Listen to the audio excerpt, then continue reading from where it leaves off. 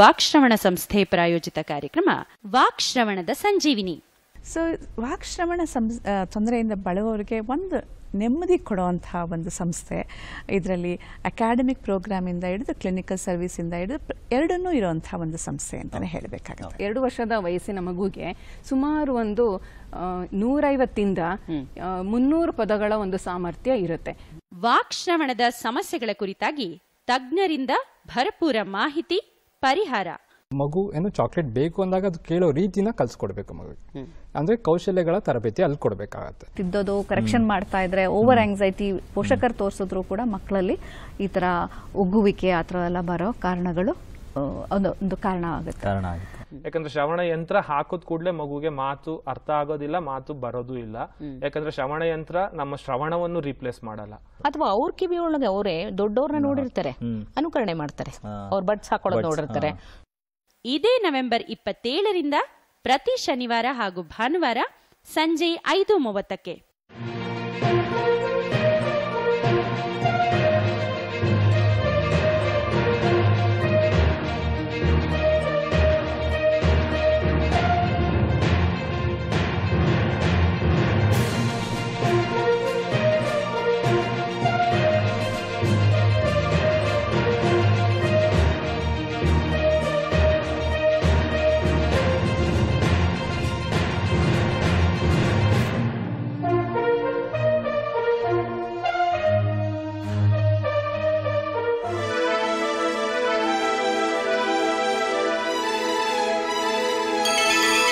ಬಾರಿಸು ಕನ್ನಡ ಡಿಂಡಿಮವ, ದೂರದರ್ಶನ ಚಂದನ.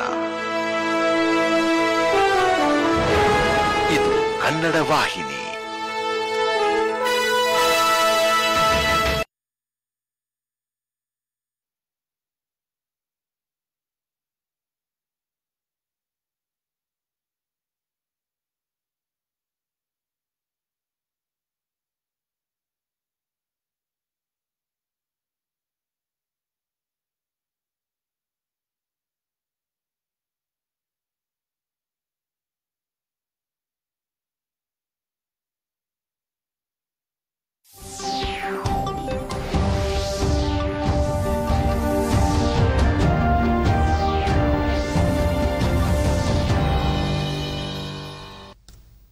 ನಮಸ್ಕಾರ. ಮುಖ್ಯಾಂಶಗಳು.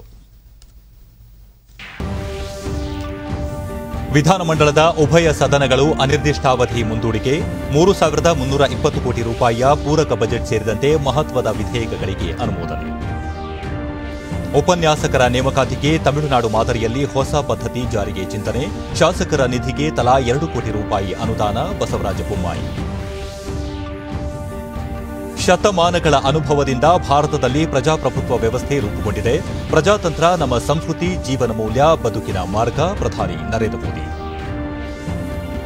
ಕನಿಷ್ಠ ಬೆಂಬಲ ಬೆಲೆ ಯೋಜನೆಗೂ ಹೊಸ ಕೃಷಿ ಕಾಯ್ದೆಗೂ ಸಂಬಂಧವಿಲ್ಲ. ರೈತ ಮುಖಂಡರೊಂದಿಗೆ ಚರ್ಚೆಗೆ ಸರ್ಕಾರ ಸಿದ್ಧ. ನರೇಂದ್ರ ಸಿಂಗ್ ತೋಮರ್. ವಾರ್ತೆಗಳ ವಿವರ. 4 ದಿನಗಳ ಕಾಲ ನಡೆದ ಕರ್ನಾಟಕ ವಿಧಾನಮಂಡಲ ಅಧಿವೇಶನವನ್ನು ಇಂದು ಅನಿರ್ದಿಷ್ಟಾವಧಿಗೆ ಮುಂದೂಡಲಾಗಿದೆ. ಇದೇ 7ರಿಂದ ಆರಂಭಗೊಂಡ ಅಧಿವೇಶನದಲ್ಲಿ 3,320 ಕೋಟಿ ರೂಪಾಯಿ ಕರ್ನಾಟಕ ಧನ ವಿನಿಯೋಗ ವಿಧೇಯಕ, ಬೃಹತ್ ಬೆಂಗಳೂರು ಮಹಾನಗರ ಪಾಲಿಕೆ ವಿಧೇಯಕ, ಕರ್ನಾಟಕ ರಾಜ್ಯ ವಿಶ್ವವಿದ್ಯಾಲಯಗಳ ತಿದ್ದುಪಡಿ ವಿಧೇಯಕ ಸೇರಿದಂತೆ ಹಲವು ಮಹತ್ವದ ವಿಧೇಯಕಗಳಿಗೆ ಅನುಮೋದನೆ ನೀಡಲಾಗಿದೆ. ಇದೇ 14ರವರೆಗೆ ವಿಧಾನಸಭೆಯ ಅಧಿವೇಶನವನ್ನು ತೀರ್ಮಾನಿಸಲಾಗಿತ್ತು. ಆದರೆ ಗ್ರಾಮ ಪಂಚಾಯತ್ ಚುನಾವಣೆ ಹಿನ್ನೆಲೆಯಲ್ಲಿ ಕಲಾಪ ಸಲಹಾ ಸಮಿತಿಯು ಇಂದಿಗೆ ಅಧಿವೇಶನ ಮೊಟಕುಗೊಳಿಸುವಂತೆ ನಿರ್ಧರಿಸಿತು. ನಿಯಮ 351 ಅಡಿಯಲ್ಲಿ 40 ಸೂಚನೆಗಳನ್ನು ಅಂಗೀಕರಿಸಿದ್ದು 25 ಸೂಚನೆಗಳ ಉತ್ತರಗಳನ್ನು ರಾಷ್ಟ್ರಗೀತೆಯೊಂದಿಗೆ ಸದನವನ್ನು ಅನಿರ್ದಿಷ್ಟ ಅವಧಿಗೆ ಮುಂದೂಡುತ್ತಿದ್ದೇನೆ. ಇದಕ್ಕೂ ಮೊದಲು ವಿಧಾನಸಭೆಯಲ್ಲಿ ಅತಿವೃಷ್ಟಿ ಕುರಿತು ನಿಯಮ 69ರಡಿ ನಡೆದ ಚರ್ಚೆಗೆ ಉತ್ತರಿಸಿದ ಕಂದಾಯ ಸಚಿವ ಆರ್ ಅಶೋಕ, ರಾಜ್ಯದಲ್ಲಿ ಉಂಟಾದ ಪ್ರವಾಹ ಪರಿಸ್ಥಿತಿಯನ್ನು ಸರ್ಕಾರ ಸಮರ್ಥವಾಗಿ ನಿಭಾಯಿಸಿದ್ದು, ಬೆಳೆ ಪರಿಹಾರವಾಗಿ 551 ಕೋಟಿ 13 ಲಕ್ಷ ರೂಪಾಯಿ ವಿತರಿಸಲಾಗಿದೆ ಎಂದರು. 1ನೇ ಹಂತದಲ್ಲಿ 23 ಜಿಲ್ಲೆಗಳ 130 ತಾಲೂಕು, 2ನೇ ಹಂತದಲ್ಲಿ 16 ಜಿಲ್ಲೆಗಳ 43 ತಾಲೂಕು ಪ್ರವಾಹ ಪೀಡಿತವೆಂದು ಘೋಷಿಸಲಾಗಿತ್ತು. 48,367 ಮನೆಗಳಿಗೆ ಹಾನಿಯಾಗಿದ್ದು, 20.87 ಲಕ್ಷ ಹೆಕ್ಟೇರ್ ಬೆಳೆ ಹಾನಿಯಾಗಿದೆ. 37,805 ಕಿಲೋಮೀಟರ್ ಹೆದ್ದಾರಿ ಹಾನಿಯಾಗಿದೆ. ಒಟ್ಟಾರೆ ಪ್ರವಾಹಕ್ಕೆ ಸಿಲುಕಿದ್ದ 52,242 ಜನರಿಗೆ ಕಾಳಜಿ ಕೇಂದ್ರಗಳಲ್ಲಿ ಆಶ್ರಯ ನೀಡಲಾಗಿತ್ತು ಎಂದರು. 27,773 ಸಂತ್ರಸ್ತರಿಗೆ 20.77 ಕೋಟಿ ರೂಪಾಯಿ ಪರಿಹಾರ ನೀಡಲಾಗಿದೆ. 7,12,936 ರೈತರಿಗೆ ಬೆಳೆ ಪರಿಹಾರವಾಗಿ 551.13 ಕೋಟಿ ರೂಪಾಯಿ ಹಣವನ್ನು ನೇರವಾಗಿ ಖಾತೆಗೆ ವರ್ಗಾಯಿಸಲಾಗಿದೆ ಎಂದು ತಿಳಿಸಿದರು.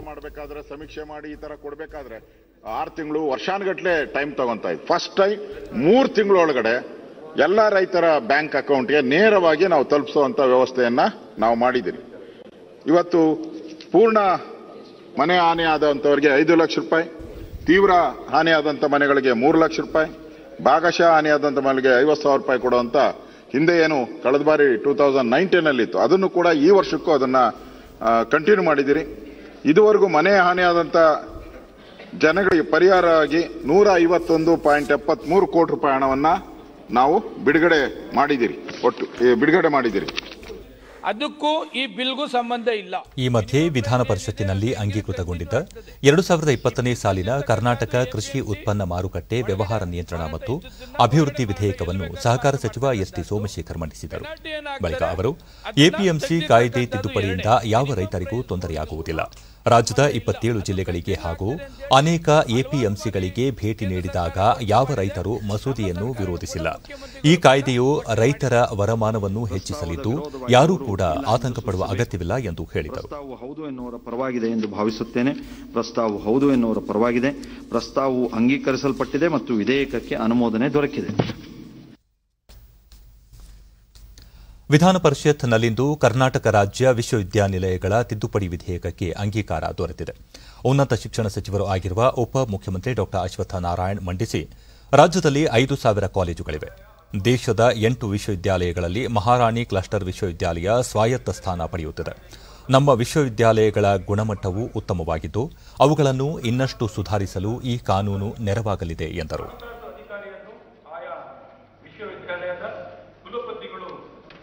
ಅನುಮೋದನೆಯೊಂದಿಗೆ ರಾಜ್ಯ ಲೆಕ್ಕಪತ್ರ ಇಲಾಖೆಯಲ್ಲಿನ ಜಂಟಿ ನಿಯಂತ್ರಕರ ವೃಂದದ ಅಥವಾ ಉಪ ಲೆಕ್ಕ ನಿಯಂತ್ರಕರ ವೃಂದದ ಅಧಿಕಾರಿಯನ್ನು ನೇಮಿಸಲು ಅವಕಾಶವಿತ್ತು. ಈಗ ಸರ್ಕಾರವೇ ನೇರವಾಗಿ ವಿಶ್ವವಿದ್ಯಾಲಯದ ಹಣಕಾಸು ಅಧಿಕಾರಿಯನ್ನು ರಾಜ್ಯ ಲೆಕ್ಕಪತ್ರ ಇಲಾಖೆಯ ಜಂಟಿ ನಿಯಂತ್ರಕರನ್ನು ಅಥವಾ ಉಪ ಮಹಾಲೇಖಕ ಪಾಲಕ ದರ್ಜೆಯ ಅಧಿಕಾರಿಯನ್ನು ನೇಮಿಸಲು ಅವಕಾಶ ಕಲ್ಪಿಸಲಾಗಿದೆ. ಬಳಿಕ ವಿಧೇಯಕಕ್ಕೆ ಧ್ವನಿಮತದ ಅಂಗೀಕಾರ ದೊರೆಯಿತು. ಪ್ರಸ್ತಾವದ ಪರವಾಗಿರುವ ಹೌದು ಎಂದು ಸೂಚಿಸಬೇಕು, ಪ್ರಸ್ತಾವದ ವಿರೋಧವಾಗಿರುವ ಇಲ್ಲ ಎಂದು ಸೂಚಿಸಬೇಕು. ಪ್ರಸ್ತಾವ ಹೌದು ಎನ್ನಲು ಪರವಾಗಿದೆ ಎಂದು ಭಾವಿಸುತ್ತೇನೆ. ಪ್ರಸ್ತಾವ ಹೌದು ಎನ್ನಲು ಪರವಾಗಿದೆ. ಪ್ರಸ್ತಾವ ಹೌದು ಎನ್ನಲು ಪರವಾಗಿದೆ. ಮೊದಲನೇ ಖಂಡ ಪೀಠಿಕೆ ಮತ್ತು ಶೀರ್ಷಿಕೆಗಳು ವಿಧೇಯಕಕ್ಕೆ ಸೇರಿಸಲ್ಪಟ್ಟಿದೆ. ಇದಕ್ಕೂ ಮೊದಲು ರಾಜ್ಯ ಬಜೆಟ್ಗೆ ಹೆಚ್ಚುವರಿಯಾಗಿ 3,320 ಕೋಟಿ ರೂಪಾಯಿ ಪೂರಕ ಬಜೆಟ್ಗೆ ಅಂಗೀಕಾರ ನೀಡಲಾಯಿತು. ಈಗಾಗಲೇ ವಿಧಾನಸಭೆಯಲ್ಲಿ ಅಂಗೀಕಾರಗೊಂಡ ಪೂರಕ ಬಜೆಟ್ ಅನ್ನು ವಿಧಾನ ಪರಿಷತ್ನಲ್ಲಿ ಇಂದು ಮುಖ್ಯಮಂತ್ರಿ ಬಿಎಸ್ ಯಡಿಯೂರಪ್ಪ ಅವರ ಪರವಾಗಿ ಗೃಹ ಸಚಿವ ಬಸವರಾಜ ಬೊಮ್ಮಾಯಿ ಮಂಡಿಸಿದರು. ನಂತರ ಅವರು ಕೊರೋನಾ ಸಾಂಕ್ರಾಮಿಕ ರೋಗ ನಿಯಂತ್ರಣಕ್ಕಾಗಿ 205 ಕೋಟಿ, ಕೈಗಾರಿಕೆಗಳಿಗೆ ತೆರಿಗೆ ವಿನಾಯಿತಿಗಾಗಿ 350 ಕೋಟಿ, ಸಾರಿಗೆ ನಿಗಮಗಳ ವೇತನಕ್ಕಾಗಿ 168.75 ಕೋಟಿ, ಲಾಕ್ಡೌನ್ ಅವಧಿಯಲ್ಲಿ 5 ಕೆಜಿ ಹೆಚ್ಚುವರಿ ಅಕ್ಕಿ ನೀಡಲು 711.62 ಕೋಟಿ, ವೈದ್ಯಕೀಯ ಕಾಲೇಜುಗಳ ವೇತನ ಹಾಗೂ ಇತರೆ ವೆಚ್ಚಗಳಿಗೆ 108.77 ಕೋಟಿ ಸೇರಿದಂತೆ 3,320 ಕೋಟಿ ರೂಪಾಯಿಗಳ ಪೂರಕ ಅಂದಾಜಿಗೆ ಅನುಮತಿ ನೀಡಬೇಕು ಎಂದು ಮನವಿ ಮಾಡಿದರು. ಶಾಸಕರ ಅನುದಾನದಲ್ಲಿ ಯಾವುದೇ ಕಡಿತ ಮಾಡಿಲ್ಲ. ಕಳೆದ ವರ್ಷ ತಲಾ 1 ಕೋಟಿ ರೂಪಾಯಿ ಅನುದಾನ ನೀಡಲಾಗಿತ್ತು. ಈ ವರ್ಷ 2 ಕೋಟಿ ರೂಪಾಯಿ ಅನುದಾನ ನೀಡಲಾಗುವುದು. ಉಪನ್ಯಾಸಕರ ನೇಮಕಾತಿಗೆ ತಮಿಳುನಾಡು ಮಾದರಿಯಲ್ಲಿ ಹೊಸ ಪದ್ಧತಿ ಜಾರಿಗೆ ಚಿಂತನೆ ನಡೆಸಲಾಗಿದೆ ಎಂದು ತಿಳಿಸಿದರು. ವಿತ್ತೀಯ ಕಲಾಪದ ಮೇಲೆ ಚರ್ಚೆ ಆರಂಭಿಸಿದ ಪ್ರತಿಪಕ್ಷದ ನಾಯಕ ಎಸ್ಆರ್ ಪಾಟೀಲ್, ರಾಜ್ಯ ಸರ್ಕಾರ ಆರ್ಥಿಕ ಸಂಕಷ್ಟ ಕಾಲದಲ್ಲೂ ದುಂದುವೆಚ್ಚ ಮಾಡುತ್ತಿದೆ. ಇದರಲ್ಲಿ ನಾವು ಹೇಳೋದಿಷ್ಟೇ, 3,322 ಕೋಟಿ ಏನಿದೆ ಅದರಲ್ಲಿ ಇವತ್ತು ಒಟ್ಟು ಖರ್ಚಾಗುವಂಥದ್ದು 2,994 ನಲ್ಲಿ ಈ ಸಾರಿ ಬಜೆಟ್ನಲ್ಲಿ ವಿತ್ತೀಯ ಕಲಾಪದ ಮೇಲೆ ಚರ್ಚೆ ಆರಂಭಿಸಿದ ಪ್ರತಿಪಕ್ಷದ ನಾಯಕ ಎಸ್ಆರ್ ಪಾಟೀಲ್, ರಾಜ್ಯ ಸರ್ಕಾರ ಆರ್ಥಿಕ ಸಂಕಷ್ಟ ಕಾಲದಲ್ಲೂ ದುಂದುವೆಚ್ಚ ಮಾಡುತ್ತಿದೆ. ಕೊರೋನಾ ಸಂದರ್ಭದಲ್ಲಿ ಅನಗತ್ಯ ವೆಚ್ಚಗಳಿಗೆ ಕಡಿವಾಣ ಹಾಕಬೇಕಿತ್ತು. ಅದರ ಬದಲಾಗಿ ನಿಗಮ ಮಂಡಳಿಗಳಿಗೆ ನೇಮಕಾತಿ ಮಾಡಲಾಗಿದೆ ಎಂದು ಆರೋಪಿಸಿದರು. ರಾಜ್ಯ ಸರ್ಕಾರ ಆದಾಯಕ್ಕೆ ಸೀಮಿತವಾಗಿ ಖರ್ಚುಗಳನ್ನು ನಿಭಾಯಿಸಬೇಕು. ಅದನ್ನು ಬಿಟ್ಟು ಶಕ್ತಿ ಮೀರಿ ಸಾಲ ಮಾಡುವ ಪ್ರಯತ್ನ ಮಾಡುತ್ತಿದೆ. ಇದರಿಂದ ಮುಂದಿನ ದಿನಗಳಲ್ಲಿ ರಾಜ್ಯ ಮತ್ತಷ್ಟು ಆರ್ಥಿಕ ಸಂಕಷ್ಟ ಎದುರಿಸಲಿದೆ ಎಂದು ಆತಂಕ ವ್ಯಕ್ತಪಡಿಸಿದರು. ಸಾಲ ತಗೋತೀರಿ, ದುಂದು ವೆಚ್ಚ ಏನು ಕಡಿವಾಣ ಹಾಕಿರಿ, ದುಂದು ವೆಚ್ಚ ಕಡಿವಾಣ. ಅಂತಿಮವಾಗಿ ಧ್ವನಿಮತದ ಮೂಲಕ ಪೂರಕ ಬಜೆಟ್ಗೆ ಅನುಮೋದನೆ ನೀಡಲಾಯಿತು. ವಿಧಾನಸಭೆಯಿಂದ ಅಂಗೀಕೃತಗೊಂಡ ಬಿಬಿಎಂಪಿ ವಾರ್ಡ್ಗಳ ಸಂಖ್ಯೆ ಹೆಚ್ಚಿಸುವ ವಿಧೇಯಕ, ಸ್ಟಾಂಪ್ ಶುಲ್ಕ ಕಡಿತ ವಿಧೇಯಕಕ್ಕೂ ಪರಿಷತ್ನಲ್ಲಿ ಅಂಗೀಕಾರ ನೀಡಲಾಯಿತು. ಬಳಿಕ ಸಭಾಪತಿ ಪ್ರತಾಪ್ ಚಂದ್ರ ಶೆಟ್ಟಿ ಕಲಾಪವನ್ನು ಅನಿರ್ದಿಷ್ಟಾವಧಿಗೆ ಮುಂದೂಡಿದರು. ಪ್ರಧಾನಿ ನರೇಂದ್ರ ಮೋದಿ ದೆಹಲಿಯ ಸಂಸತ್ ಮಾರ್ಗದಲ್ಲಿರುವ ಪಾರ್ಲಿಮೆಂಟ್ ಸಂಕೀರ್ಣದಲ್ಲಿ ನೂತನ ಸಂಸತ್ ಭವನ ನಿರ್ಮಾಣಕ್ಕೆ ಧಾರ್ಮಿಕ ಆಚರಣೆಗಳ ಮೂಲಕ ಶಿಲಾನ್ಯಾಸ ನೆರವೇರಿಸಿದರು.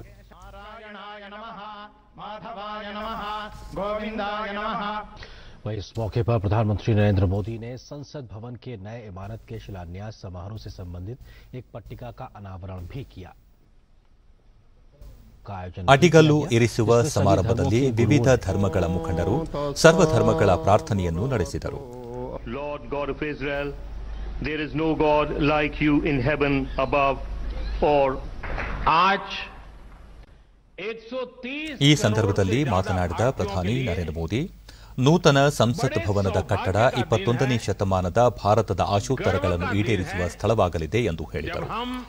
ಹೊಸ ಕಟ್ಟಡ ಸ್ವಾವಲಂಬಿ ಭಾರತ ಸೃಷ್ಟಿಯಾಗುವುದನ್ನು ಸಾಕ್ಷಾತ್ಕರಿಸಲಿದೆ ಎಂದು ಆಶಯ ವ್ಯಕ್ತಪಡಿಸಿದರು. ಭಾರತೀಯ ಪ್ರಜಾಸತ್ತಾತ್ಮಕ ಇತಿಹಾಸದಲ್ಲಿ ಸಂಸತ್ ಭವನಕ್ಕೆ ಅಡಿಗಲ್ಲು ಇರಿಸುವ ಕಾರ್ಯಕ್ರಮ ಹೊಸ ಮೈಲಿಗಲ್ಲು ಎಂದು ಬಣ್ಣಿಸಿದರು. ಹೊಸ ಸಂಸತ್ ಭವನ ಭಾರತೀಯರ ಕಟ್ಟಡವಾಗಲಿದ್ದು, ಭಾರತೀಯತೆಯ ಆಲೋಚನೆಗಳು ಅದರಲ್ಲಿ ಸಮೃದ್ಧವಾಗಿ ಅಡಕಗೊಳ್ಳಲಿವೆ ಎಂದು ನುಡಿದರು. 2014ರಲ್ಲಿ ತಾವು ಸಂಸತ್ ಭವನವನ್ನು ಮೊದಲ ಬಾರಿ ಪ್ರವೇಶಿಸಿದಾಗ ಗೌರವದಿಂದ ಸಂಸತ್ ಭವನದ ಮೆಟ್ಟಿಲುಗಳಿಗೆ ತಲೆಬಾಗಿ ನಮಸ್ಕರಿಸಿದ ಕ್ಷಣಗಳನ್ನು ತಾವೆಂದೂ ಮರೆಯುವುದಿಲ್ಲ ಎಂದು ಪ್ರಧಾನಿ ಹೇಳಿದರು. ಹೊಸ ಕಟ್ಟಡ ಹಲವು ಆಧುನಿಕ ಸೌಕರ್ಯಗಳನ್ನು ಹೊಂದಲಿದ್ದು, ಇದರಿಂದ ಸಂಸದೀಯ ಪಟುಗಳ ಕಾರ್ಯದಕ್ಷತೆ ಹೆಚ್ಚಳಗೊಳ್ಳಲಿದೆ ಎಂದು ವಿಶ್ವಾಸ ವ್ಯಕ್ತಪಡಿಸಿದರು. ಶತಮಾನಗಳ ಅನುಭವಗಳ ಮೂಲಕ ಭಾರತದಲ್ಲಿ ಪ್ರಜಾಪ್ರಭುತ್ವ ವ್ಯವಸ್ಥೆ ಅಭಿವೃದ್ಧಿ ಹೊಂದಿದೆ ಎಂದು ಪ್ರಧಾನಿ ನುಡಿದರು. 21वीं सदी के भारत की आकांक्षाएं पूरी की जाएगी. इस मंदिर की प्राण प्रतिष्ठा करेंगे. इसमें चुनकर आने वाले ಜನಪ್ರತಿನಿಧಿ ಪ್ರಜಾಪ್ರಭುತ್ವಕ್ಕೆ ಮ್ಯಾಗ್ನಾ ಕಾರ್ಟಾ ಆಧಾರ ಸ್ತಂಭ ಎಂದು ಹೇಳಲಾಗುತ್ತದೆ. ಆದರೆ ಭಾರತದಲ್ಲಿ 100 ವರ್ಷಗಳ ಹಿಂದೆಯೇ ಪ್ರಜಾಪ್ರಭುತ್ವ ಇತ್ತು ಎಂಬುದಕ್ಕೆ ಸಾಕ್ಷಿ ಪುರಾವೆಗಳಿವೆ.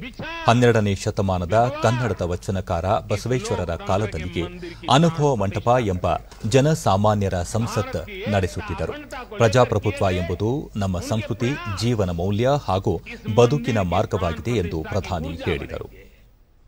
जब एक एक जनप्रतिनिधि अपना ज्ञान, अपना कौशल्य, अपनी बुद्धि, अपनी शिक्षा, अपना अनुभव पूर्ण रूप से यहां निचोड़ देगा, राष्ट्रहित में निचोड़ देगा, उसी का अभिषेक करेगा, तब इस नए संसद भवन की प्राण प्रतिष्ठा होगी.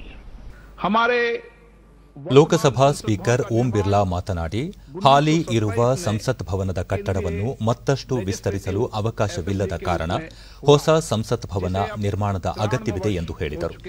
ಮುಂಬರುವ ವರ್ಷಗಳಲ್ಲಿ ಸಂವಿಧಾನಾತ್ಮಕ ಕರ್ತವ್ಯಗಳನ್ನು ಯಶಸ್ವಿಯಾಗಿ ನಿಭಾಯಿಸಲು ಹೊಸ ಸಂಸತ್ ಭವನ ನೆರವಾಗಲಿದೆ ಎಂದು ಹೇಳಿದರು. हमारे संवैधानिक मूल्यों और लोकतांत्रिक प्रक्रियाएं विश्व के लिए आदर्श है, जिसे देखने और समझने के लिए दुनिया भर के लोग आते हैं. संसद का नया भवन देश के सभी प्रांतों की उत्कृष्ट कला, संस्कृति और विविधताओं से परिपूर्ण होगा और सभी देशवासियों की प्रेरणा का केंद्र भी होगा. Design and interiors of the new Parliament complex. ರಾಜ್ಯಸಭೆಯ ಉಪಸಭಾಪತಿ ಹರಿವಂಶ್ ನಾರಾಯಣ್ ಸಿಂಗ್, ಗೃಹ ಸಚಿವ ಅಮಿತ್ ಶಾ, ರಕ್ಷಣಾ ಸಚಿವ ರಾಜನಾಥ್ ಸಿಂಗ್, ಸಂಸದೀಯ ವ್ಯವಹಾರಗಳ ಸಚಿವ ಪ್ರಹ್ಲಾದ್ ಜೋಶಿ, ವಸತಿ ಹಾಗೂ ನಗರಾಭಿವೃದ್ಧಿ ಸಚಿವ ಹರ್ದೀಪ್ ಸಿಂಗ್ ಪುರಿ ಸೇರಿದಂತೆ ಹಲವು ಸಂಪುಟ ಸಚಿವರು, ಸಹಾಯಕ ಸಚಿವರು, ವಿವಿಧ ದೇಶಗಳ ರಾಯಭಾರಿಗಳು ಕಾರ್ಯಕ್ರಮದಲ್ಲಿ ಪಾಲ್ಗೊಂಡಿದ್ದರು. ಪ್ರಧಾನಿ ನರೇಂದ್ರ ಮೋದಿ ಅವರು ದೆಹಲಿಯ ಸಂಸತ್ ಮಾರ್ಗದಲ್ಲಿರುವ ಪಾರ್ಲಿಮೆಂಟ್ ಸಂಕೀರ್ಣದಲ್ಲಿ ನೆರವೇರಿಸಿದ ನೂತನ ಸಂಸತ್ ಭವನದ ಶಿಲಾನ್ಯಾಸದ ಕಾರ್ಯಕ್ರಮಗಳನ್ನು ಮುಖ್ಯಮಂತ್ರಿ ಬಿಎಸ್ ಯಡಿಯೂರಪ್ಪ ವಿಧಾನಸೌಧದಲ್ಲಿ ಇಂದು ವೆಬಿನಾರ್ ಮೂಲಕ ವೀಕ್ಷಿಸಿದರು. ಈ ವೇಳೆ ಅಧಿಕಾರಿಗಳು ಹಾಗೂ ಮುಖ್ಯಮಂತ್ರಿಗಳ ಕಾರ್ಯದರ್ಶಿಗಳು ಉಪಸ್ಥಿತರಿದ್ದರು.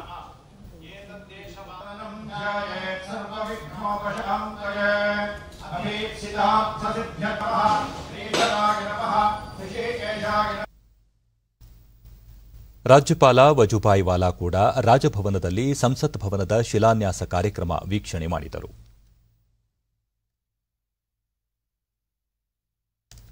ಈಗ ಜಾಹೀರಾತು, ನಂತರ ವಾರ್ತಾ ಪ್ರಸಾರ ಮುಂದುವರಿಯುವುದು. Here gravity and physics don't call the shots, and sound travels slower than you. This is a different kind of place. That's why we're looking for different kind of people, for whom excellence is not a job, but a way of being, be it in the sky or on the ground. We are looking for an invincible team of invincible people. People who are a cut above. Join the Indian Air Force to be a cut above. ASEAN ರಾಷ್ಟ್ರಗಳ ನಡುವೆ ಪರಸ್ಪರ ನಂಬಿಕೆ ಮತ್ತು ವಿಶ್ವಾಸದ ಅಗತ್ಯವಿದೆ ಎಂದು ರಕ್ಷಣಾ ಸಚಿವ ರಾಜನಾಥ್ ಸಿಂಗ್ ತಿಳಿಸಿದ್ದಾರೆ. ಇಂದು ಬೆಳಗ್ಗೆ 7ನೇ ಆಸಿಯಾನ್ ರಕ್ಷಣಾ ಸಚಿವರುಗಳ ಸಭೆ ಉದ್ದೇಶಿಸಿ ವರ್ಚುವಲ್ ಮೂಲಕ ಮಾತನಾಡಿದ ಅವರು, ಪ್ರಾದೇಶಿಕ ಹಂತದಲ್ಲಿ ಸುಸ್ಥಿರತೆ, ಶಾಂತಿ ಸ್ಥಾಪನೆಗಾಗಿ ಸುದೀರ್ಘ ಒಡಂಬಡಿಕೆ ಅಗತ್ಯ. ಕಳೆದ ದಶಕದಲ್ಲಿ ಆಸಿಯಾನ್ ರಾಷ್ಟ್ರಗಳ ನಡುವೆ ಉತ್ತಮ ಸಂಬಂಧ ವೃದ್ಧಿಯಾಗಿದ್ದು, ಪರಸ್ಪರ ಸಹಕಾರ, ಕಾರ್ಯತಂತ್ರ ಪಾಲುದಾರಿಕೆಯಲ್ಲಿ ಗಣನೀಯ ಪ್ರಗತಿ ಸಾಧಿಸಲಾಗಿದೆ ಎಂದು ಹೇಳಿದರು. ಸೈಬರ್ ಸುರಕ್ಷತೆ ಹಾಗೂ ಸೇನಾ ಔಷಧಿ ಇಂದಿನ ಸವಾಲಾಗಿದ್ದು, ಇದರ ಜೊತೆಗೆ ಜೈವಿಕ ಭಯೋತ್ಪಾದನೆಯ ಬೆದರಿಕೆಯನ್ನು ಎದುರಿಸಬೇಕಾಗಿದೆ. ಇದಕ್ಕಾಗಿ ಆಸಿಯಾನ್ ರಾಷ್ಟ್ರಗಳು ಕೊಡುಗೆ ನೀಡಬೇಕಾಗಿದ್ದು, ಈ ನಿಟ್ಟಿನಲ್ಲಿ ಭದ್ರತೆ ಮತ್ತು ರಕ್ಷಣಾ ಸಹಕಾರವನ್ನು ಹೆಚ್ಚು ಸಶಕ್ತಗೊಳಿಸಿಕೊಳ್ಳುವ ಅಗತ್ಯವಿದೆ ಎಂದು ರಾಜನಾಥ್ ಸಿಂಗ್ ತಿಳಿಸಿದರು. ಸಾಗರೋತ್ತರ ಸುರಕ್ಷತೆಯಲ್ಲಿನ ಜಂಟಿ ಅಭ್ಯಾಸ, ವಿಪತ್ತು ನಿರ್ವಹಣೆ ಹಾಗೂ ಭಯೋತ್ಪಾದನೆ ನಿಗ್ರಹದ ವ್ಯವಸ್ಥೆಯಲ್ಲಿ ಸುಧಾರಣೆ ತರಲಾಗಿದ್ದು, ಸೇನಾ ಮಟ್ಟದಲ್ಲೂ ಅಭಿವೃದ್ಧಿ ಸಾಧಿಸಲಾಗಿದೆ ಎಂದು ರಕ್ಷಣಾ ಸಚಿವರು ಹೇಳಿದರು. Our collective achievement in the past decade has been remarkable in advancing multilateral cooperation through strategic dialogue and practical security cooperation. Our composition is another pillar of our strength, as it includes defense ministers of 18 key countries that are major stakeholders in the regional security dynamic. Our 7 expert working groups, co-chaired by the ASEAN and 1+ country on a rotational basis, have resulted in sharing of best practices in key domains. Exercises in maritime security, humanitarian aid and disaster relief, counter-terrorism and peacekeeping operations bring together militaries of the members of jointly train and build confidence. The experts working group on humanitarian mine action promotes practical and effective cooperation in dealing with consequences of explosive remnants of war in the region. ಕನಿಷ್ಠ ಬೆಂಬಲ ಬೆಲೆ ವ್ಯವಸ್ಥೆಗೂ ಹೊಸ ಕೃಷಿ ಕಾಯ್ದೆಗಳಿಗೂ ಯಾವುದೇ ಸಂಬಂಧ ಇಲ್ಲ. ಕಾಯ್ದೆಗಳು ಕನಿಷ್ಠ ಬೆಂಬಲ ಬೆಲೆಯ ಮೇಲೆ ಯಾವುದೇ ಪರಿಣಾಮ ಬೀರುವುದಿಲ್ಲ.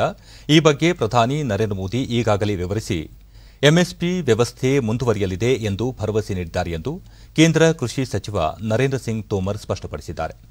ದೆಹಲಿಯಲ್ಲಿ ಮಾಧ್ಯಮಗಳೊಂದಿಗೆ ಕಾಯ್ದೆಗಳಿಗೆ ಸಂಬಂಧಿಸಿದಂತೆ ಸರ್ಕಾರ ಮುಂದಿರಿಸಿರುವ ಪ್ರಸ್ತಾವನೆಗಳ ಬಗ್ಗೆ ರೈತ ಪ್ರತಿನಿಧಿಗಳು ಚರ್ಚೆ ನಡೆಸಲು ಬಯಸಿದರೆ ಅವರು ನಮ್ಮೊಂದಿಗೆ ಖಂಡಿತವಾಗಿ ಚರ್ಚೆ ನಡೆಸಬಹುದು.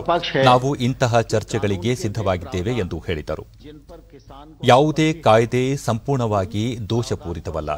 ರೈತರಿಗೆ ಪ್ರತಿಕೂಲವಾಗಿ ಪರಿಣಮಿಸಬಹುದಾದ ಯಾವುದೇ ನಿಬಂಧನೆಗಳ ಬಗ್ಗೆ ಚರ್ಚೆ ನಡೆಸಲು ಸರ್ಕಾರ ಮುಕ್ತ ಮನಸ್ಸು ಹೊಂದಿದೆ ಎಂದು ಸಚಿವರು ಪ್ರಶ್ನೆಯೊಂದಕ್ಕೆ ಉತ್ತರಿಸಿದರು.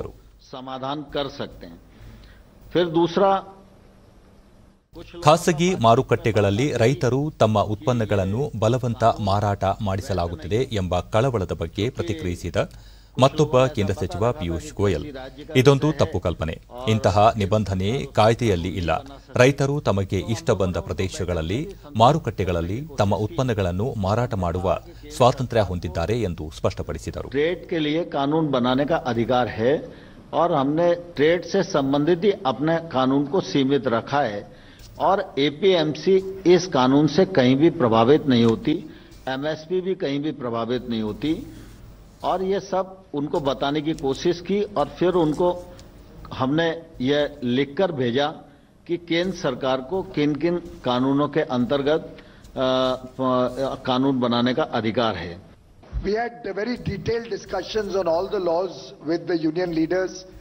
We made very minute notes of all the observations and comments that were made by the union leaders.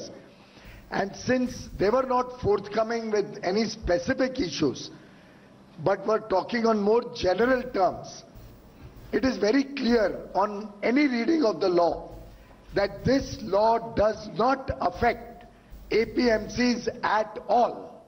It has no concern with the existing system of state APMCs. APMCs are protected as they were in the past, and they will not be affected in any way by the implementation of the new laws. ಪಶ್ಚಿಮ ಬಂಗಾಳಕ್ಕೆ ಭೇಟಿ ನೀಡಿದ ವೇಳೆ ತಮ್ಮ ಪಕ್ಷದ 8 ಮಂದಿ ಕಾರ್ಯಕರ್ತರ ಮೇಲೆ ತೃಣಮೂಲ ಕಾಂಗ್ರೆಸ್ ಪಕ್ಷದ ಕಾರ್ಯಕರ್ತರಿಂದ ತೀವ್ರ ದಾಳಿಯಾಗಿದೆ. ರಾಜ್ಯದಲ್ಲಿ ಕಾನೂನು ಮತ್ತು ಸುವ್ಯವಸ್ಥೆ ಸಂಪೂರ್ಣ ಕುಸಿದಿದೆ ಎಂದು ಬಿಜೆಪಿ ರಾಷ್ಟ್ರೀಯ ಅಧ್ಯಕ್ಷ ಜೆಪಿ ನಡ್ಡಾ ಆರೋಪಿಸಿದ್ದಾರೆ. ಕೋಲ್ಕತ್ತಾದಲ್ಲಿ ಸುದ್ದಿಗಾರರೊಂದಿಗೆ ಮಾತನಾಡಿದ ಅವರು, ತಮ್ಮ ಪಕ್ಷದ ಏಳಿಗೆಯನ್ನು ಸಹಿಸದ ಮುಖ್ಯಮಂತ್ರಿ ಮಮತಾ ಬ್ಯಾನರ್ಜಿ ಅವರು ತಮ್ಮ ಕಾರ್ಯಕರ್ತರ ವಾಹನಗಳ ಮೇಲೆ ದಾಳಿ ಮಾಡಿಸಿದ್ದಾರೆ. ಪಶ್ಚಿಮ ಬಂಗಾಳದ ಜನತೆ ಎಲ್ಲವನ್ನೂ ಗಮನಿಸುತ್ತಿದ್ದು ಮುಂದಿನ ಚುನಾವಣೆಯಲ್ಲಿ ಪಾಠ ಕಲಿಸಲಿದ್ದಾರೆ. ಬಿಜೆಪಿ 200ಕ್ಕೂ ಹೆಚ್ಚು ಸ್ಥಾನಗಳಲ್ಲಿ ಜಯ ಗಳಿಸಲಿದೆ ಎಂದು ವಿಶ್ವಾಸ ವ್ಯಕ್ತಪಡಿಸಿದರು. ಪಶ್ಚಿಮ ಬಂಗಾಳ ರವೀಂದ್ರನಾಥ್ ಟ್ಯಾಗೋರ್, ವಿವೇಕಾನಂದ ಮುಂತಾದ ಮಹನೀಯರ ವಿಚಾರ ಮತ್ತು ಚರ್ಚೆಗಳಿಗೆ ಹೆಸರಾಗಿತ್ತು. ಮಮತಾ ಬ್ಯಾನರ್ಜಿ ಸರ್ಕಾರ ಅಧಿಕಾರಕ್ಕೆ ಬಂದ ಬಳಿಕ ಹಿಂಸೆ ಮತ್ತು ಅಸಹಿಷ್ಣುತೆ, ಭ್ರಷ್ಟಾಚಾರಗಳಿಂದ ತಾಂಡವವಾಡುತ್ತಿದೆ ಎಂದು ಆರೋಪಿಸಿದರು. Law and order situation has failed, it has crumble down, लेकिन हम प्रजातांत्रिक तरीके से लड़ने वाले लोग हैं, इसलिए हम प्रजातांत्रिक तरीके से ममता जी को पदच्युत करेंगे थ्रू डेमोक्रेटिक मीन्स. नंबर 1, आते रहेंगे, कारवां बनता रहेगा, हम चलते रहेंगे. ಕರ್ನಾಟಕದಲ್ಲಿ ಇತ್ತೀಚೆಗೆ ಮಳೆ ಹಾಗೂ ಪ್ರವಾಹದಿಂದ ಉಂಟಾಗಿರುವ ಹಾನಿಯ ಕುರಿತು ಪರಾಮರ್ಶೆ ನಡೆಸಲು ಕೇಂದ್ರ ಆಂತರಿಕ ಸಚಿವಾಲಯದ ಕೇಂದ್ರ ತಂಡ ಇದೇ 13ರಿಂದ 15ರವರೆಗೆ 3 ದಿನಗಳ ಪ್ರವಾಸ ಕೈಗೊಳ್ಳಲಿದೆ. ಗೃಹ ಸಚಿವಾಲಯದ ಜಂಟಿ ಕಾರ್ಯದರ್ಶಿ ರಮೇಶ್ ಕುಮಾರ್ ಗಂಟಾ ನೇತೃತ್ವದಲ್ಲಿ ಭೇಟಿ ನೀಡಲಿರುವ ಕೇಂದ್ರ ತಂಡ ಇದೇ 13ರಂದು ಬೆಂಗಳೂರಿಗೆ ಆಗಮಿಸಿ ಮುಖ್ಯಮಂತ್ರಿ ಅವರೊಂದಿಗೆ ಸಮಾಲೋಚನೆ ನಡೆಸಲಿದೆ. ಮರುದಿನ ವಿಮಾನದ ಮೂಲಕ ಕಲಬುರಗಿಗೆ 2 ತಂಡಗಳು ಭೇಟಿ ನೀಡಲಿದ್ದು, ಕಲಬುರಗಿ ಮತ್ತು ವಿಜಯಪುರದಲ್ಲಿ ಪ್ರವಾಹದಿಂದ ಉಂಟಾಗಿರುವ ಹಾನಿ ಕುರಿತು ಪರಿಶೀಲನೆ ನಡೆಸಲಿವೆ. ಮತ್ತೊಂದು ತಂಡ ಉಡುಪಿಗೆ ಭೇಟಿ ನೀಡಿ ಹಾನಿ ಕುರಿತು ಅಂದಾಜಿಸಲಿದೆ. 14ರಂದು ಬೆಂಗಳೂರಿಗೆ ಹಿಂದಿರುಗಲಿರುವ ಕೇಂದ್ರ ತಂಡಗಳು ಕಂದಾಯ ಸಚಿವರು ಮತ್ತು ಮುಖ್ಯ ಕಾರ್ಯದರ್ಶಿಗಳೊಂದಿಗೆ ಚರ್ಚಿಸಲಿದ್ದಾರೆ.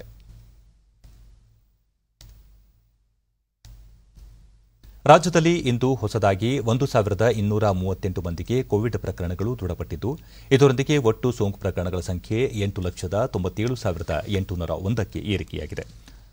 ಇಂದು 5,076 ಮಂದಿ ಆಸ್ಪತ್ರೆಯಿಂದ ಬಿಡುಗಡೆಯಾಗಿದ್ದು, ಇದುವರೆಗೂ ಗುಣಮುಖರಾದವರ ಸಂಖ್ಯೆ ಒಟ್ಟು 8,66,664ಕ್ಕೆ ತಲುಪಿದೆ. ಇಂದು 12 ಮಂದಿ ಸಾವನ್ನಪ್ಪಿದ್ದು, ಮೃತಪಟ್ಟವರ ಸಂಖ್ಯೆ 11,912ಕ್ಕೆ ಏರಿಕೆಯಾಗಿದೆ. ಸದ್ಯ ರಾಜ್ಯದಲ್ಲಿ 19,206 ಸಕ್ರಿಯ ಪ್ರಕರಣಗಳು ಇವೆ. 258 ಮಂದಿ ರಾಜ್ಯದ ವಿವಿಧ ಆಸ್ಪತ್ರೆಗಳಲ್ಲಿ ತೀವ್ರ ನಿಗಾ ಘಟಕದಲ್ಲಿ ಚಿಕಿತ್ಸೆ ಪಡೆಯುತ್ತಿದ್ದಾರೆ. 84,270 ಮಂದಿಗೆ ಪರೀಕ್ಷೆ ನಡೆಸಿದ್ದು, ಇದುವರೆಗೂ 1,20,63,741 ಮಂದಿಗೆ ಕೊರೋನಾ ಪರೀಕ್ಷೆ ನಡೆಸಲಾಗಿದೆ ಎಂದು ಆರೋಗ್ಯ ಮತ್ತು ಕುಟುಂಬ ಕಲ್ಯಾಣ ಇಲಾಖೆ ತಿಳಿಸಿದೆ. ಬೆಂಗಳೂರಿನಲ್ಲಿ ಇಂದು 701 ಮಂದಿಗೆ ಸೋಂಕು ತಗುಲಿದ್ದು, ಒಟ್ಟು ಸೋಂಕು ಪ್ರಕರಣಗಳ ಸಂಖ್ಯೆ 3,76,592ಕ್ಕೆ ಏರಿಕೆಯಾಗಿದೆ. ಇಂದು 4,549 ಮಂದಿ ಆಸ್ಪತ್ರೆಯಿಂದ ಬಿಡುಗಡೆಯಾಗಿದ್ದು ಇದುವರೆಗೂ ಗುಣಮುಖರಾದವರ ಸಂಖ್ಯೆ 3,58,553ಕ್ಕೆ ಏರಿಕೆಯಾಗಿದೆ. ಸದ್ಯ 13,820 ಸಕ್ರಿಯ ಪ್ರಕರಣಗಳು ಇವೆ. ಬೆಂಗಳೂರಿನಲ್ಲಿ 8 ಮಂದಿ ಮೃತಪಟ್ಟಿರುವುದು ಸೇರಿದಂತೆ ಒಟ್ಟಾರೆ 4,218 ಮಂದಿ ಸಾವನ್ನಪ್ಪಿದ್ದಾರೆ. ವಿವಿಧ ಜಿಲ್ಲೆಗಳಲ್ಲಿ ವರದಿಯಾಗಿರುವ ಪ್ರಕರಣಗಳ ವಿವರ ಇಂತಿದೆ.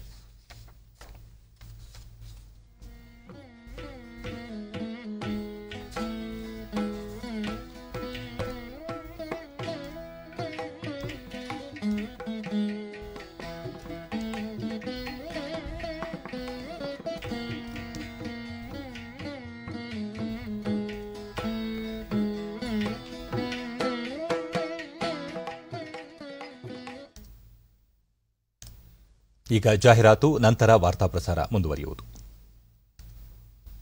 देश का ईमानदार टैक्स पेयर राष्ट्र निर्माण में बहुत बड़ी भूमिका निभाता है. जब देश के ईमानदार टैक्स पेयर का जीवन आसान बनता है, वो आगे बढ़ता है, तो देश का भी विकास होता है, ದೇಶ भी आगे बढ़ता है. ಪ್ರಧಾನಮಂತ್ರಿಯವರ ಈ ದೃಷ್ಟಿಕೋನದೊಂದಿಗೆ ಯಾವಾಗ ದೇಶದ ಜಾಗರೂಕ ಹಾಗೂ ಜವಾಬ್ದಾರಿಯುತ ತೆರಿಗೆ ಪಾವತಿದಾರ ಮುಂಗಡ ತೆರಿಗೆ ಪಾವತಿಸುವನು, ಆಗ ಆತ್ಮನಿರ್ಭರ ಭಾರತದ ನಿರ್ಮಾಣದ ದೇಶದ ಸಂಕಲ್ಪ ಮತ್ತು ವಿಶ್ವಾಸ ಇನ್ನಷ್ಟು ಬಲಿಷ್ಠವಾಗುತ್ತದೆ. ಆದ್ದರಿಂದ ನಿಮ್ಮ ಆದಾಯದ ಒಟ್ಟು ಮುಂಗಡ ಮೊತ್ತದ 75% ಡಿಸೆಂಬರ್ 15, 2020 ಒಳಗೆ ಖಂಡಿತ ಪಾವತಿಸಿ. ಕಂಪನಿಗಳು ಅಥವಾ ಕಾರ್ಪೊರೇಟ್ಗಳಲ್ಲದೆ ಇತರ ವ್ಯಕ್ತಿ ಅಥವಾ ಸಂಬಳದಾರರು ಯಾರ ತೆರಿಗೆ ಮೂಲದಲ್ಲಿ ಕಟಾಯಿಸಿದ ಬಳಿಕವೂ ಮತ್ತಷ್ಟು ತೆರಿಗೆ ಸಾಧ್ಯತೆ ₹10,000 ಅಥವಾ ಅದಕ್ಕೂ ಅಧಿಕವಾಗಿದ್ದರೆ ಮುಂಗಡ ತೆರಿಗೆ ಪಾವತಿಸುವುದು ಅವಶ್ಯಕವಾಗಿದೆ. ಕೋವಿಡ್ ಲಾಕ್ಡೌನ್, ನೆರೆ ಇತ್ಯಾದಿ ಪ್ರಕೃತಿ ವಿಕೋಪ ಪರಿಸ್ಥಿತಿಗಳ ನಡುವೆಯೂ ವಿಜಯಪುರ ಜಿಲ್ಲೆಯ ರೈತರು ಈ ಬಾರಿ ಅತಿ ಹೆಚ್ಚು ಪ್ರಮಾಣದಲ್ಲಿ ತೊಗರಿ ಬಿತ್ತನೆ ಮಾಡುವ ಮೂಲಕ ದಾಖಲೆ ನಿರ್ಮಿಸಿದ್ದಾರೆ. ಉತ್ತಮ ಮಳೆ, ನಗರಗಳಿಂದ ಹಳ್ಳಿಗೆ ಮರಳಿದ ಯುವಕರು ಕೃಷಿಯಲ್ಲಿ ತೊಡಗಿರುವುದು, ತೋಟಗಾರಿಕಾ ಇಲಾಖೆಯ ಪರ್ಯಾಯ ಬೆಳೆ ಪದ್ಧತಿಗಳಿಂದಾಗಿ ಜಿಲ್ಲೆಯಲ್ಲಿ ತೊಗರಿ ಬಿತ್ತನೆ ಪ್ರಮಾಣ ಹೆಚ್ಚಾಗಿದ್ದು ರೈತರು ಉತ್ತಮ ಇಳುವರಿ ನಿರೀಕ್ಷೆಯಲ್ಲಿ ಇದ್ದಾರೆ. 3-4 ಲಕ್ಷ ಹೆಕ್ಟೇರ್ ಪ್ರದೇಶದಲ್ಲಿ ತೊಗರಿ ಬಿತ್ತನೆಯಾಗಿದ್ದು ಇದು ಕಲಬುರಗಿ ಜಿಲ್ಲೆಯ ತೊಗರಿ ಬಿತ್ತನೆ ಪ್ರದೇಶಕ್ಕಿಂತ ಅಧಿಕವಾಗಿದೆ. ಉತ್ತಮ ಇಳುವರಿ ಬಂದಲ್ಲಿ ತೊಗರಿ ಕಣಜ ಎಂಬ ಕಲಬುರಗಿ ಜಿಲ್ಲೆಯ ಹೆಸರು ವಿಜಯಪುರ ಜಿಲ್ಲೆ ಪಾಲಾಗುವ ಸಾಧ್ಯತೆಗಳಿವೆ. ಅಲ್ಲದೆ ಜಿಲ್ಲೆ ಕೃಷಿ ವಿಜ್ಞಾನಿಗಳು ಆತ್ಮನಿರ್ಭರ ಭಾರತ ಯೋಜನೆ ಅಡಿ ತೊಗರಿ ಬೆಳೆಯುವ ರೈತರಿಗೆ ಸುಧಾರಿತ ಕೃಷಿ ವಿಧಾನಗಳನ್ನು ಅನುಸರಿಸುವ ಕುರಿತು ಪ್ರಾತ್ಯಕ್ಷಿಕೆ, ಶಿಬಿರ ಇತ್ಯಾದಿಗಳನ್ನು ನಡೆಸಿರುವುದು ಇಳುವರಿ ಪ್ರಮಾಣವನ್ನು ಹೆಚ್ಚಿಸುವ ಸಾಧ್ಯತೆಗಳಿವೆ. ವಿಜಯಪುರ ಜಿಲ್ಲೆಯಲ್ಲಿ ಮೆಕ್ಕೆಜೋಳ, ತಡಲಗಿ ಗ್ರಾಮದ ರೈತ ಮಹಾಂತೇಶ ಪೂಜಾರಿ, ಈ ಬಾರಿ ಉತ್ತಮ ಮಳೆಯಾಗಿದ್ದು ಕಳೆದ ವರ್ಷಕ್ಕಿಂತ ಈ ಬಾರಿ ಉತ್ತಮ ಹೆಚ್ಚು ಇಳುವರಿ ಬರುವ ನಿರೀಕ್ಷೆ ಇದೆ ಎಂದರು. ವರ್ಷಕ್ಕಿಂತ ಈ ಸಲ ತೊಗರಿ ಬೆಳೆ ಚೆನ್ನಾಗಿ ಬಂದಿದೆ. ಈ ಸಲ ತೊಗರಿ ಬೆಳೆ ಚೆನ್ನಾಗಿ ಬಂದಿದೆ. ಯಾವುದೇ ಕ್ರಿಮಿಕೀಟಗಳು ಬಿದ್ದಿಲ್ಲ. ಈ ಸಲ ಹೋದ ವರ್ಷಕ್ಕಿಂತ ಈ ಸಲ ಗಿಡ ಎತ್ತರ ಆಗಿದೆ. ಈಗ ಹೂ ಬಿಡಕತ್ತವು. ಗುಲ್ಬರ್ಗ ಜಿಲ್ಲೆಯನ್ನ ರೈತ ಸಂಘದ ಕಾರ್ಯದರ್ಶಿ ಅರವಿಂದ ಕುಲಕರ್ಣಿ, ಜಿಲ್ಲೆಯಲ್ಲಿ ಅತಿ ಹೆಚ್ಚಿನ ಪ್ರದೇಶದಲ್ಲಿ ತೊಗರಿ ಬೆಳೆ ಬಿತ್ತನೆ ಮಾಡಲಾಗಿದ್ದು ತೊಗರಿ ಕಣಜ ಎಂಬ ಖ್ಯಾತಿ ಜಿಲ್ಲೆಯ ಪಾಲಾಗಲಿದೆ ಎಂದು ವಿಶ್ವಾಸ ವ್ಯಕ್ತಪಡಿಸಿದರು. ಹೆಸರನ್ನು ಪಡ್ಕೊಂಡಿತ್ತು, ಅದನ್ನು ಇವತ್ತು ವಿಜಯಪುರ ಜಿಲ್ಲೆಯ ರೈತರು ಅಳಿಸಾಕುವಂತ ಕೆಲಸವನ್ನು ಇವತ್ತು ಮಾಡಿದ್ದಾರೆ. ಹೆಚ್ಚಿನ ಪ್ರಮಾಣದಲ್ಲಿ ತೊಗರಿ ಬೆಳೆಯುವಂತಹದ್ದು ಮಾಡಿ ರಾಜ್ಯದಲ್ಲೇ ಒಂದು ದಾಖಲೆಯನ್ನ ನಮ್ಮ ಜಿಲ್ಲೆಯ ರೈತರು ಮಾಡಿದ್ದಾರೆ ತಿಳ್ಕೊಂಡು ಈ ಸಂದರ್ಭದಲ್ಲಿ ನಾನು ಹೇಳಬಯಸ್ತೇನೆ. ಕೃಷಿ ಇಲಾಖೆ ಜಂಟಿ ನಿರ್ದೇಶಕ ಡಾ ರಾಜಶೇಖರ್, ಈ ಬಾರಿ ಸುಮಾರು 3,67,000 ಹೆಕ್ಟೇರ್ಗೂ ಹೆಚ್ಚು ಪ್ರದೇಶದಲ್ಲಿ ತೊಗರಿ ಬಿತ್ತನೆಯಾಗಿದೆ. ಜೊತೆಗೆ ಸಾಕಷ್ಟು ಮಳೆಯಾಗಿದ್ದು ಉತ್ತಮ ಇಳುವರಿಯೂ ಬರುವ ನಿರೀಕ್ಷೆ ಇದೆ ಎಂದು ಮಾಹಿತಿ ನೀಡಿದರು. ನಮ್ಮಲ್ಲಿ ಈ ವರ್ಷ ಚೆನ್ನಾಗಿ ಮಳೆಯಾಗಿದೆ. ಜೂನ್, ಜುಲೈ, ಆಗಸ್ಟ್, ಸೆಪ್ಟೆಂಬರ್ ಅಲ್ಲಿ ಕಂಟಿನ್ಯೂಸ್ ಆಗಿ. ಇಲ್ಲಾಂದ್ರೆ ಪ್ರತಿ ವರ್ಷ ಜೂನಲ್ಲಿ ಮಳೆ ಆಗ್ತಿತ್ತು, ಜುಲೈನಲ್ಲಿ ಮಳೆ ಆಗ್ತಿರ್ಲಿಲ್ಲ, ಆಗಸ್ಟ್ನಲ್ಲಿ ಮಳೆ ಆಗ್ತಿರ್ಲಿಲ್ಲ. ಹಾಗಾಗಿ ಏರಿಯಾ ಕಡಿಮೆ ಆಗ್ತಿತ್ತು. ಬಟ್ ಈ ವರ್ಷ ಚೆನ್ನಾಗಿ ಮಳೆ ಆಗಿರೋದ್ರಿಂದ ಲಾಸ್ಟ್ ಇಯರ್ಗೆ ಹೋಲಿಕೆ ಮಾಡಿದಾಗ ಈ ವರ್ಷ ಜಾಸ್ತಿ ಮಳೆ ಆಗಿದೆ ಮತ್ತು ಏರಿಯಾನು ಜಾಸ್ತಿ ಆಗಿದೆ. ಬಿಜೆಪಿಯ ಕಾನೂನು ಪ್ರಕೋಷ್ಠದ ವತಿಯಿಂದ ಬೆಂಗಳೂರಿನಲ್ಲಿ ಇಂದು ಹಮ್ಮಿಕೊಂಡಿದ್ದ ವಿಶೇಷ ಸಭೆಯನ್ನು ರಾಜ್ಯ ಉಪಾಧ್ಯಕ್ಷ ಬಿವೈ ವಿಜಯೇಂದ್ರ ಉದ್ಘಾಟಿಸಿದರು. ಈ ವೇಳೆ ಪಕ್ಷಕ್ಕೆ ಸೇರ್ಪಡೆಗೊಂಡ ಕಾರ್ಯಕರ್ತರನ್ನು ವಿಜಯೇಂದ್ರ ಸ್ವಾಗತಿಸಿದರು. ಸಂಘಟನಾ ಕಾರ್ಯದರ್ಶಿ ದಶರಥ ವೈಲಾಯ, ಕಾರ್ಯಕಾರಿಣಿ ಸದಸ್ಯ ವಿವೇಕ್ ರೆಡ್ಡಿ ಮತ್ತಿತರರು ಉಪಸ್ಥಿತರಿದ್ದರು. 16 ವರ್ಷ ವಯಸ್ಸಿನ ಬಾಲಕರಿಗೂ ಫೈಜರ್ನ ಕೊರೋನಾ ಲಸಿಕೆ ನೀಡಲು ಕೆನಡಾ ಅನುಮೋದನೆ ನೀಡಿದೆ. ಮುಂದಿನ ವಾರ ಕೆನಡಾದಲ್ಲಿ ಲಸಿಕೆ ನೀಡುವ ಪ್ರಕ್ರಿಯೆ ಆರಂಭವಾಗುವ ಸಾಧ್ಯತೆ ಇದೆ. ಲಸಿಕೆ ಸುರಕ್ಷತೆ ಹಾಗೂ ಪರಿಣಾಮ ಕುರಿತಂತೆ ದತ್ತಾಂಶಗಳ ಪರಾಮರ್ಶೆಯನ್ನು ಪೂರ್ಣಗೊಳಿಸಲಾಗಿದೆ ಎಂದು ಕೆನಡಾದ ಆರೋಗ್ಯ ನಿಯಂತ್ರಣ ಪ್ರಾಧಿಕಾರ ಹೇಳಿದೆ. ಮುಂದಿನ ವಾರ ಕೆನಡಾದ 14 ವಿತರಣಾ ಕೇಂದ್ರಗಳಿಗೆ ಫೈಜರ್ನಿಂದ ಮೊದಲ ಲಸಿಕೆ ಆಗಮಿಸಲಿದೆ ಎಂದು ಪ್ರಧಾನಮಂತ್ರಿ ಜಸ್ಟಿನ್ ಟ್ರೂಡೋ ಹೇಳಿದ್ದಾರೆ. ಬೆಲ್ಜಿಯಂ ಹಾಗೂ ಅಮೆರಿಕದ ಸ್ಥಾವರಗಳಿಂದ ಮೊದಲ ಹಂತದಲ್ಲಿ 2.49 ಲಕ್ಷ ಲಸಿಕೆಯ ಡೋಸ್ಗಳು ಕೆನಡಾಕ್ಕೆ ಆಗಮಿಸಲಿವೆ ಎಂದು ತಿಳಿಸಿದ್ದಾರೆ. ಅಂತಾರಾಷ್ಟೀಯ ಮಾನವ ಹಕ್ಕುಗಳ ದಿನದ ಅಂಗವಾಗಿ ಕೇಂದ್ರ ಗೃಹ ಖಾತೆ ಸಹಾಯಕ ಸಚಿವ ನಿತ್ಯಾನಂದ ರಾಯ್ ಕಾರ್ಯಕ್ರಮವನ್ನು ಉದ್ದೇಶಿಸಿ ಮಾತನಾಡಿದರು. ದೇಶದಲ್ಲಿ ಮಾನವ ಹಕ್ಕುಗಳ ರಕ್ಷಣೆಗೆ ಸರ್ಕಾರ ಎಲ್ಲಾ ಕ್ರಮಗಳನ್ನು ಕೈಗೊಂಡಿದೆ. ಆತ್ಮನಿರ್ಭರ ಭಾರತ ಯೋಜನೆಯಡಿ ಯುವಕರಿಗೆ ಕೌಶಲ್ಯ ಅಭಿವೃದ್ಧಿ ಯೋಜನೆ ಆರಂಭಿಸುವ ಮೂಲಕ ಗ್ರಾಮೀಣ ಬಡ ಯುವಕರು ಸ್ವ ಉದ್ಯೋಗ ನಡೆಸಲು ಅನುವು ಮಾಡಿಕೊಡಲಾಗಿದೆ. ಮಹಿಳಾ ಸಶಕ್ತೀಕರಣಕ್ಕೆ ಉಜ್ವಲ ಯೋಜನೆ ಆರಂಭಿಸಿ ಬಡ ಕುಟುಂಬಗಳ ಮಹಿಳೆಯರಿಗೆ ಉಚಿತ ಅಡುಗೆ ಅನಿಲ ಸಂಪರ್ಕವನ್ನು ಒದಗಿಸಲಾಗುತ್ತಿದೆ. ಸಮಾಜದಲ್ಲಿ ಲಿಂಗ ಅಸಮಾನತೆ ತೊಲಗಿಸಲು ಬೇಟಿ ಬಚಾವೋ ಬೇಟಿ ಪಢಾವೋ ಕಾರ್ಯಕ್ರಮ ಆರಂಭಿಸುವ ಮೂಲಕ ಹೆಣ್ಣು ಮಕ್ಕಳ ರಕ್ಷಣೆ ಹಾಗೂ ಸಶಕ್ತೀಕರಣಕ್ಕೆ ಆದ್ಯತೆ ನೀಡುತ್ತಿದೆ ಎಂದು ಹೇಳಿದರು. बीपीएल परिवारों को निःशुल्क गैस सिलेंडर उपलब्ध कराने के लिए उज्ज्वला योजना प्रारंभ की गई ताकि महिलाओं को रसोई घरों में लकड़ी जैसे ईंधनों को जलाने से उत्पन्न खतरनाक स्वास्थ्य समस्याओं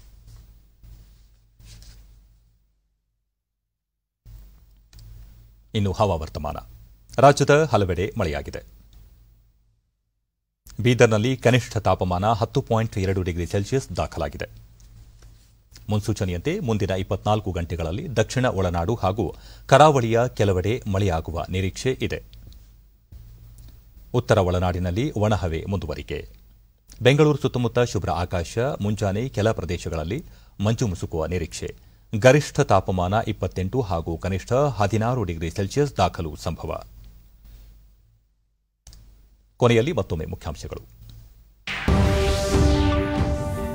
ವಿಧಾನಮಂಡಲದ ಉಭಯ ಸದನಗಳು ಅನಿರ್ದಿಷ್ಟಾವಧಿ ಮುಂದೂಡಿಕೆ. 3,320 ಕೋಟಿ ರೂಪಾಯಿಯ ಪೂರಕ ಬಜೆಟ್ ಸೇರಿದಂತೆ ಮಹತ್ವದ ವಿಧೇಯಕಗಳಿಗೆ ಅನುಮೋದನೆ. ಉಪನ್ಯಾಸಕರ ನೇಮಕಾತಿಗೆ ತಮಿಳುನಾಡು ಮಾದರಿಯಲ್ಲಿ ಹೊಸ ಪದ್ಧತಿ ಜಾರಿಗೆ ಚಿಂತನೆ. ಶಾಸಕರ ನಿಧಿಗೆ ತಲಾ 2 ಕೋಟಿ ರೂಪಾಯಿ ಅನುದಾನ. ಬಸವರಾಜ ಬೊಮ್ಮಾಯಿ. ಶತಮಾನಗಳ ಅನುಭವದಿಂದ ಭಾರತದಲ್ಲಿ ಪ್ರಜಾಪ್ರಭುತ್ವ ವ್ಯವಸ್ಥೆ ರೂಪುಗೊಂಡಿದೆ. ಪ್ರಜಾತಂತ್ರ ನಮ್ಮ ಸಂಸ್ಕೃತಿ, ಜೀವನ ಮೌಲ್ಯ, ಬದುಕಿನ ಮಾರ್ಗ. ಪ್ರಧಾನಿ ನರೇಂದ್ರ ಮೋದಿ. ಕನಿಷ್ಠ ಬೆಂಬಲ ಬೆಲೆ ಯೋಜನೆಗೂ ಹೊಸ ಕೃಷಿ ಕಾಯ್ದೆಗೂ ಸಂಬಂಧವಿಲ್ಲ. ರೈತ ಮುಖಂಡರೊಂದಿಗೆ ಚರ್ಚೆಗೆ ಸರ್ಕಾರ ಸಿದ್ಧ. ನರೇಂದ್ರ ಸಿಂಗ್ ತೋಮರ್. ನಮ್ಮ ವಾರ್ತಾ ಪ್ರಸಾರವನ್ನು ನೀವು ಡಿಡಿ ಚಂದನ ನ್ಯೂಸ್ ಯೂಟ್ಯೂಬ್ ಚಾನೆಲ್ನಲ್ಲೂ ವೀಕ್ಷಿಸಬಹುದು. ಇಲ್ಲಿಗೆ ಇಂದಿನ ವಾರ್ತಾ ಪ್ರಸಾರ ಮುಕ್ತಾಯವಾಯಿತು. ಸತ್ಯ, ಸಮರ್ಥ, ಸಂಪೂರ್ಣ ಸುದ್ದಿಗಾಗಿ ವೀಕ್ಷಿಸಿ ಚಂದನ ವಾರ್ತೆ. ನಮ್ಮ ಮುಂದಿನ ವಾರ್ತಾ ಪ್ರಸಾರ ನಾಳೆ ಬೆಳಗ್ಗೆ 11 ಗಂಟೆಗೆ ಚಂದನದಲ್ಲಿ. ನಮಸ್ಕಾರ.